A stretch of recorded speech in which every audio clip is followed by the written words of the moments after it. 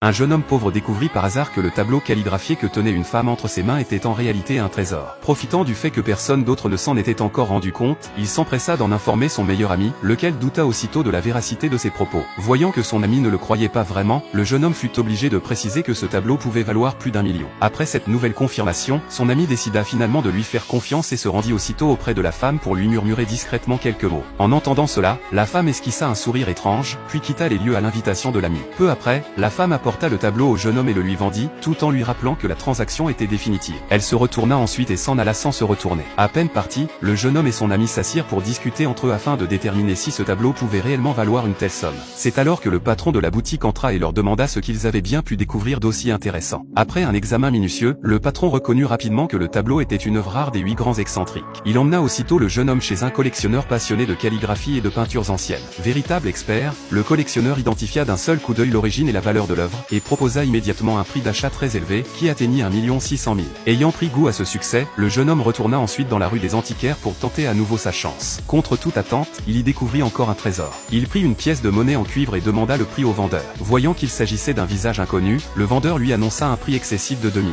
Le jeune homme répliqua alors que le prix était trop élevé et affirma qu'il s'y connaissait, proposant de n'en donner que 100 au maximum. Le vendeur, surpris de constater que le jeune homme n'était pas naïf et savait marchander, cessa toute discussion et baissa immédiatement le prix à 1000. Le jeune homme trouva cette nouvelle offre encore plus déraisonnable et s'indigna de ce tarif, déclarant qu'il ne paierait pas plus de 200. Après quelques hésitations, le vendeur accepta finalement, estimant qu'il pouvait ainsi se faire un ami. La transaction fut conclue à 2 cents. Ainsi, le jeune homme n'eut dépensé que 200 pour acheter l'objet le plus précieux du lieu. Cependant, à peine de retour à la boutique, son ami vint lui expliquer qu'il avait, selon lui, gaspillé de l'argent pour une contrefaçon qui ne valait presque rien, ajoutant que même une grande fortune ne résisterait pas à de telles dépenses. Constatant que son ami n'avait rien remarqué et n'avait pas compris la véritable valeur de l'objet, le jeune homme ne se justifia pas. Il préféra leur montrer un petit tour. Il remua la pièce dans un bol, puis la sortit et l'essuya doucement, révélant ainsi que la pièce était en réalité faite d'or.